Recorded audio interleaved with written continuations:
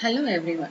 Today the topic that we are going to discuss is the hybridoma technology, and this is the process of production of monoclonal antibodies.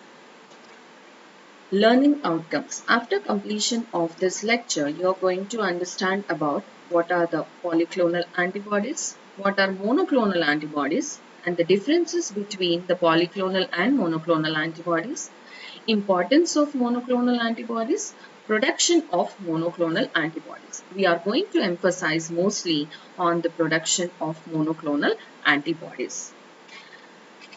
So the antibodies or immunoglobulins, these are the protein molecules that are produced by the B lymphocytes, that is nothing but from the plasma cells. And antigens have a specific antigenic determinant called as a epitope, and the antibodies consist of complementary determining regions. So these two, the epitopes and complementary determining regions, are responsible for the antibody specificity. The polyclonal antibodies are nothing but the antibodies that react with the same antigen. That is, more than one type of the antibody can react with the same type of the antigen. But due to lack of specificity and heterogenic nature, there are several limitations in using polyclonal antibodies for therapeutic and diagnostic purpose. For that reason, there was the evolution of the antibodies called as a monoclonal antibodies. So what are these monoclonal antibodies? These monoclonal antibodies are the single type of antibodies that is directed against a specific antigen.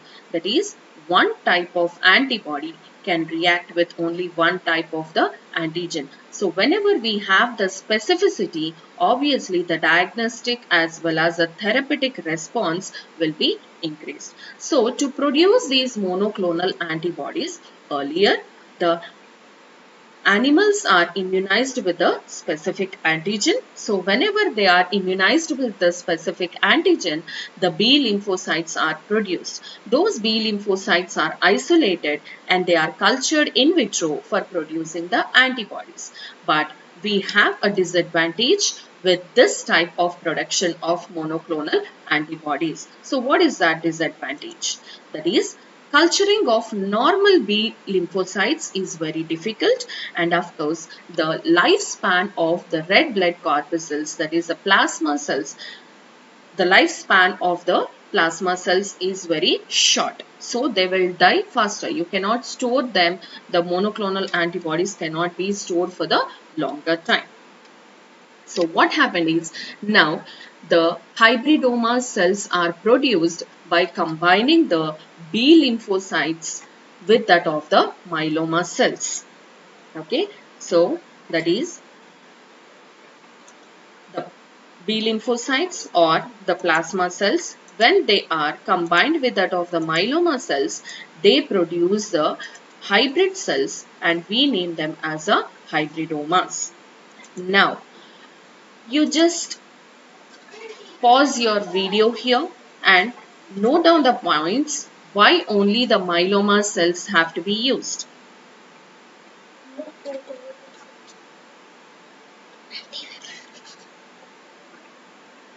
Once you are done with your answer, you just again resume the video and see. Now let us see why only the myeloma cells. Here the myeloma cells are nothing but the cells that are derived from the patients who are having the B lymphocyte cancer. So you all know that almost all the cancerous cells are the immortal cells. Now when you see here the B lymphocytes, they have the characteristic of producing the antibodies, and the myeloma cells, they are immortal. So when there are new cells that are produced by the fusion of these both B cells as well as the myeloma cells, that is the hybridoma cells, it consists of both the properties of the cells. That is, just like that of the plasma cells, it can produce the antibodies, and like that of myeloma cells, they are immortal. That is, they have the longer lifespan. That is the reason we are using the myeloma cells, and upon the fusion of plasma cells along with the myeloma cells, we are going to get the hybridomas. Coming to the production process of this monoclonal antibodies, we have 6 steps here, starting with the immunization, followed by cell fusion, selection of hybridomas, screening the products, cloning and propagation, and finally the characterization and storage. So now in the coming slides, we are going to see each one of the steps in detail.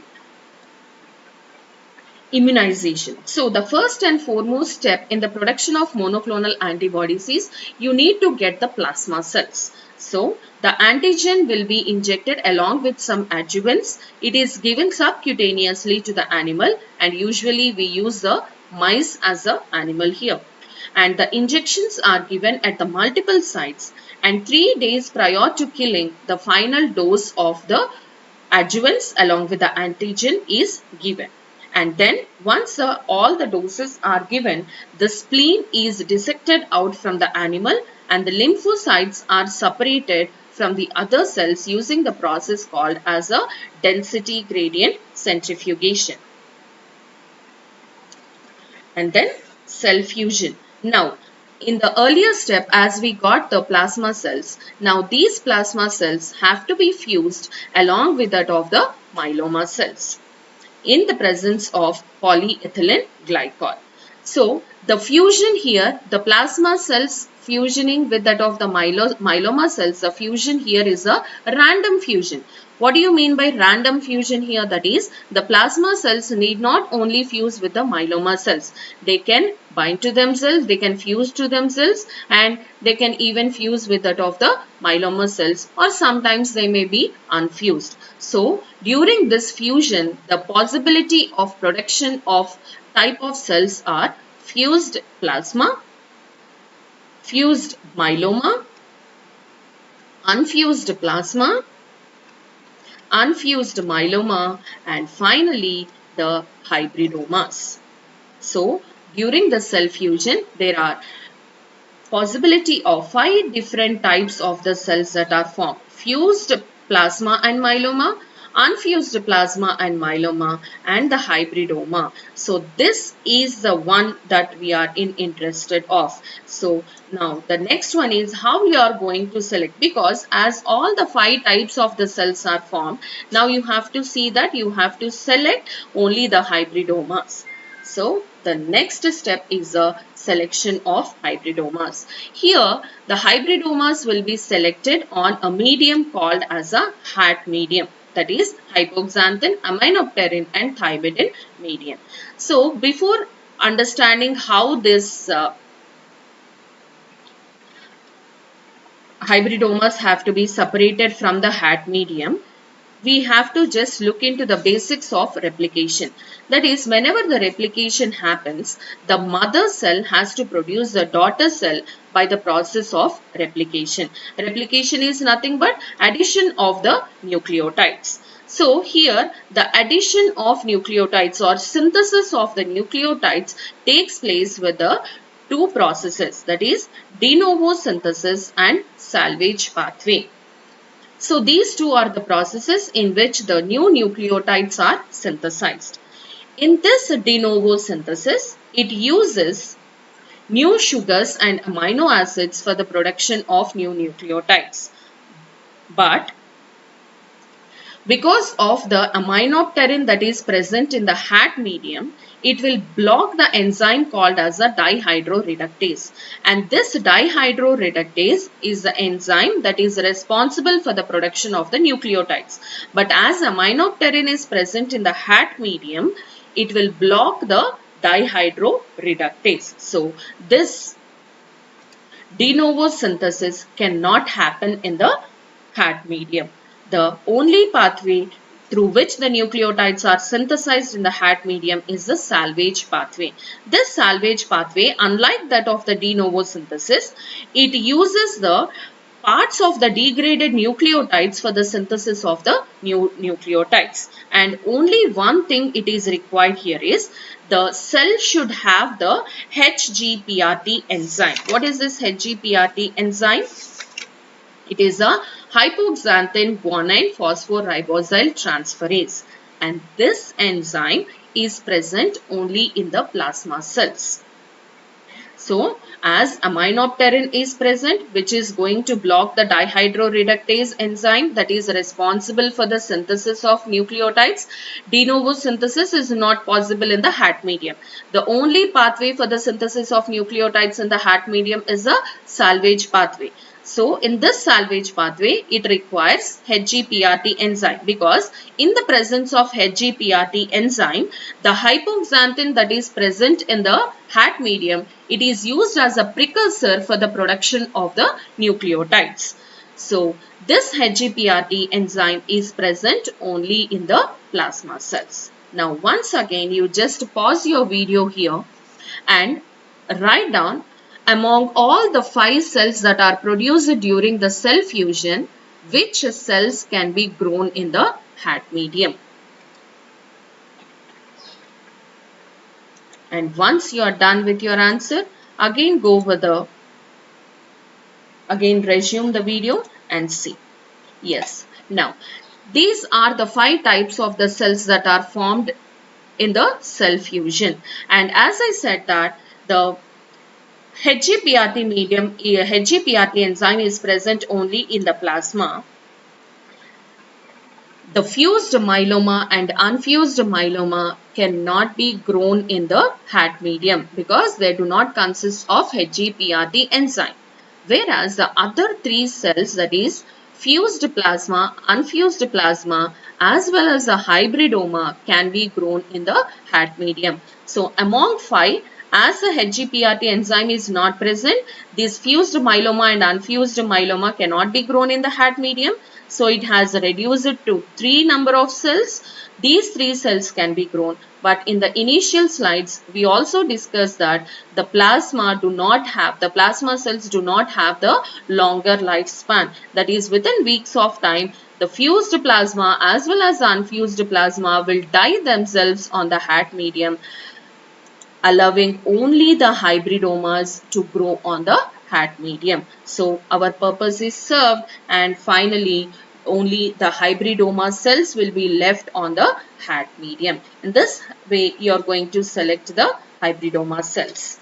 Once the hybridoma cells are produced, they have to be screened. That is, whether the required type of antibodies are produced or not. Then this screening will be done using the methods called as ELISA and RIA.